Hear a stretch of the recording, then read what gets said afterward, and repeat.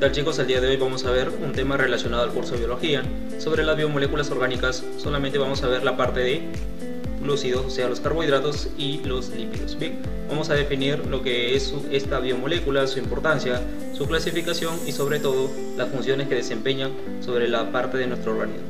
Bien, entonces comenzamos con primero los carbohidratos.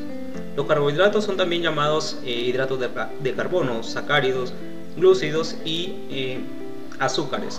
Bien, si bien es cierto, ellos son compuestos ternarios, es decir, compuestos por carbono, hidrógeno y oxígeno, en proporción 1:2:1. Estos carbohidratos tienen por función, por ejemplo, energética, es decir, un gramo de glucosa puede darte 4,1 kilocalorías. La parte estructural se refiere a formar parte rígida en tu organismo, por ejemplo, si mencionamos a una hemicelulosa, celulosa, pectina. Y cuando hablamos de carbohidratos de reserva, se refiere pues a almacenar sustancias. Por ejemplo, tenemos ahí al polisacárido almidón, a lo que es el glucógeno, etc. Bien, la clasificación de los glúcidos. Los glúcidos se dividen en tres tipos, los llamados monosacáridos, oligosacáridos y polisacáridos. Cuando hablamos de monosacáridos se refiere a la unidad básica de los carbohidratos. En ello, por ejemplo, podemos mencionar aquellos que se encuentran en un rango de 3 a 7 carbonos, sea por ejemplo leptosa, la hexosa, la pentosa, etc. Cuando hablamos de un oligosacárido ya nos referimos a uniones de monosacáridos, en este caso de un rango de 2 a 10. Sin embargo, ellos se pueden enlazar mediante un tipo de enlace covalente llamado glucosídico. Pero la parte de polisacáridos específicamente son uniones de muchos monosacáridos, de cientos a miles, más de 10. En este caso habrá pues mucha formación de enlaces glucosídicos. Los monosacáridos son considerados OSAs, son las unidades básicas. Si bien es cierto, tienen características, por ejemplo, no ser hidrolizables, generalmente son hidrosolubles, es decir, se pueden disolver en agua, pueden ser dulces, cristalizables, sólidos y de color blanco.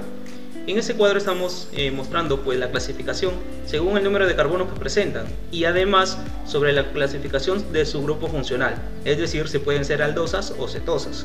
Un ejemplo, el llamado gliceraldehído, pues para empezar tiene 3 carbonos y está clasificado dentro de aldosas, por lo tanto viene a ser un carbohidrato de tipo aldotriosa. En cambio la glucosa pues tiene 6 carbonos y él es un tipo aldohexosa. Pero si queremos ver un ejemplo de aquel que tiene el grupo funcional CO, grupo carbonilo, pues tenemos la fructosa. Y la fructosa tiene 6 carbonos y es una cetosa, entonces sería una cetohexosa. Bien, lo que se está mostrando pues son las diferentes funciones de los carbohidratos. Por ejemplo, el gliceraldehído es un primer compuesto formado en la fotosíntesis. La dihidroxiacetona, por ejemplo, se utiliza para la parte de ATP. La eritrosa y eritrululosa son tetrosas, 4 carbonos. La ribosa pues presente en el ARN y la desoxirribosa en el ADN. Cuando hablamos ya de los más importantes carbohidratos, tenemos al primero, que es la glucosa, es una hexosa. Entonces tiene por fórmula C6H12O6, respetando la proporción 1:2:1. La glucosa también es llamada dextrosa, es el azúcar de las uvas, azúcar de la sangre, y se encuentra también en el líquido cefalorraquídeo. A nivel celular pues se almacena en los cloroplastos, en las vacuolas, pero si se almacenara en tu cuerpo, en el hígado, va a llamarse ahora glucógeno. Su rango normal va de unos 80 a 120 miligramos sobre decilitro de sangre, y su función pues es proporcionar energía directamente a la célula. Estructuralmente, en forma química, puede presentarse de dos figuras. Puede ser una proyección de Fischer o lineal o una proyección cíclica o de Haworth. La llamada fructosa también le llaman lebulosa y es el azúcar del maíz o el de las frutas. ¿Qué podemos decir de él? Lo más importante, pues es el más dulce de los monosacáridos y se encuentra principalmente dando energía a los espermatozoides. Cuando hablamos de galactosa, la galactosa es el componente de la leche, del azúcar de la leche. Bien, esto se encuentra por ejemplo en los que son vegetales formando pectinas, gomas, etc. Y pues se encuentra también en la pared celular de bacterias gram negativas. El último tipo de monosacáridos vemos la manosa, que es un tipo de azúcar que principalmente se encuentra en lo que se conoce como raíces y semillas. Bien, ahora los oligosacáridos tendrán en cuenta que el prefijo luego significa pocos, es decir, el rango va de 2 a 10 monosacáridos, por eso se enlace glucosídico que los une. Cuando hablamos de los oligosacáridos solamente vamos a mencionar a dos, a los disacáridos y a los trisacáridos. Si hablamos de disacáridos, pues tenemos que tener en cuenta características como cuáles. Si ellos son consumidos, van a dar energía pues a corto plazo. Cristalizan rápidamente, son azúcares dulces, hidrosolubles e hidrolizables. Bien, ¿cómo se forma? Por la unión de dos monosacáridos. Estos dos monosacáridos tendrán entre ellos un tipo de enlace llamado glucosídico, pero cuando se forma ese enlace va a ser una liberación de agua. Por lo tanto, si nosotros tenemos en cuenta la estructura química de la glucosa, que era un monosacárido, tenemos lo siguiente. Al sumar dos glucosas, pues nos va a dar una proporción de C12H22 o 12. Pero si le restamos el agua formado en el enlace glucosídico, quedará una generalidad de disacáridos con la formulación de C12H22 o 11. Ejemplos de disacáridos. Tenemos al más representativo, que es la sacarosa. La sacarosa también le llaman el azúcar de la caña, la sucrosa, el azúcar común o azúcar ordinaria. ¿Cómo se forma? Pues unión de glucosa más fructosa. Sin embargo, sus enlaces se le llaman alfa 1,2. Este es un azúcar de tipo fermentable, no reductora. A diferencia de la maltosa. Cuando hablamos de maltosa, se refiere al azúcar de la malta, de la cebada germinada.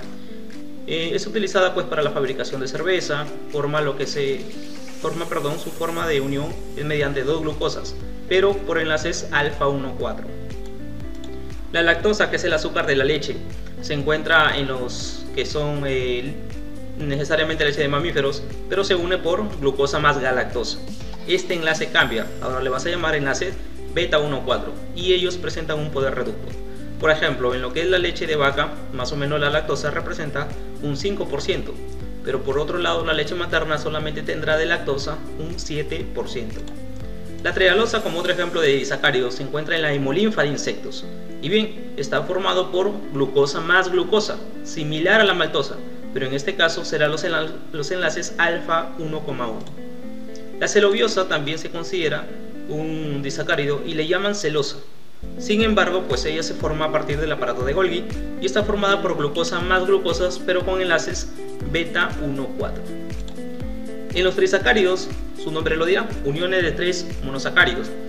Y si tú recuerdas, pues cada enlace glucosídico que se forma va a liberar una molécula de agua. Si estamos en un trisacárido, pues habrá dos enlaces glucosídicos, por lo tanto se habrá eliminado dos moléculas de agua. Entonces la fórmula quedará C18H32 o 16. Ejemplos tenemos solamente a dos. Por ejemplo, mencionamos a la rafinosa, que está presente en tubérculos y se une por glucosa más galactosa más fructosa. La melicitosa está presente en la savia de algunas plantas. Estas plantas le llaman coníferas, por ejemplo el pino, el ciprés. Bien, y su formulación es glucosa más fructosa más glucosa.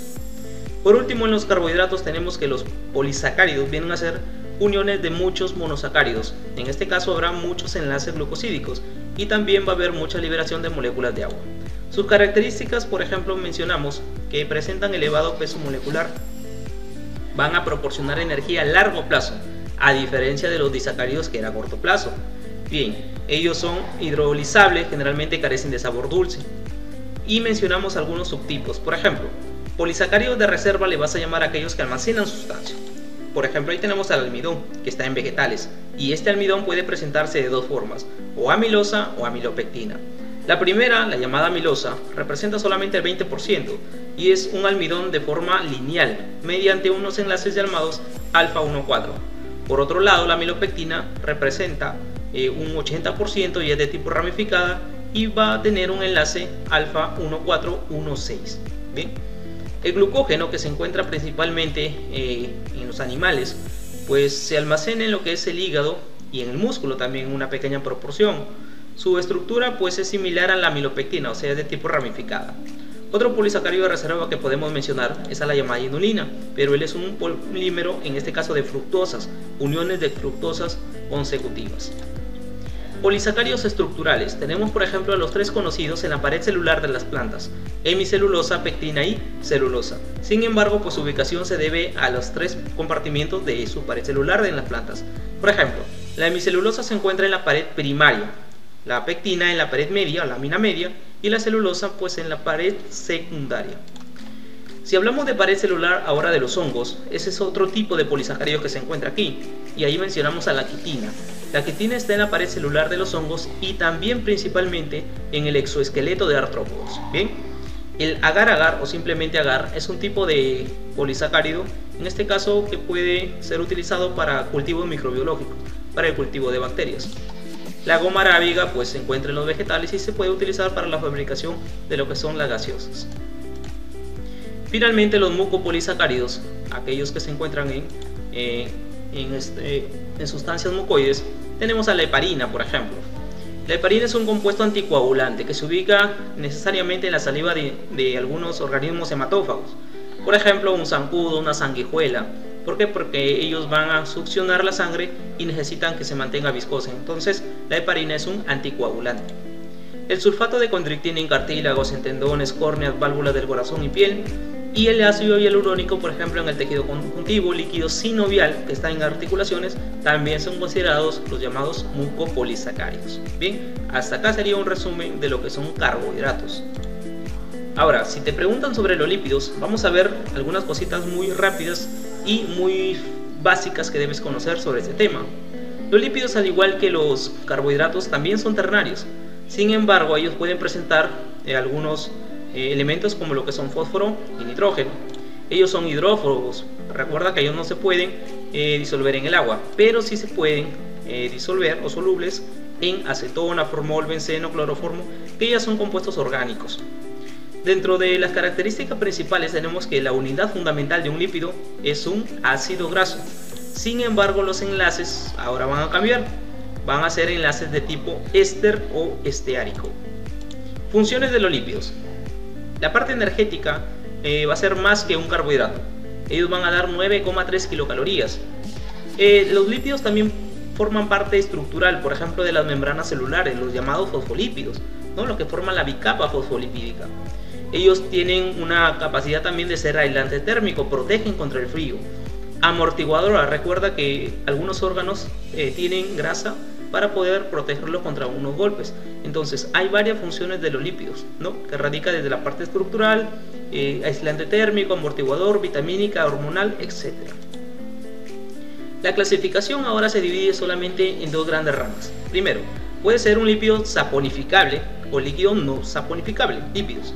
Si hablamos de un lípido del primer caso, saponificable, es decir, aquellos que tienen ácidos grasos, tienen las unidades, y pues se clasifican en dos grupos, los simples y los compuestos.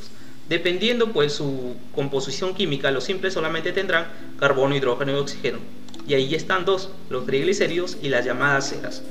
Por otro lado, pues los compuestos tienen nitrógeno y fósforo de más, y pues presentan ahí como representantes a los llamados fosfolípidos y esfingolípidos. Recuerda que los lípidos saponificables tienen ácidos grasos, pero los no saponificables no tienen ácidos grasos, ellos derivan de otro compuesto, y ahí tenemos a tres: terpenos, esteroides y prostaglandinas.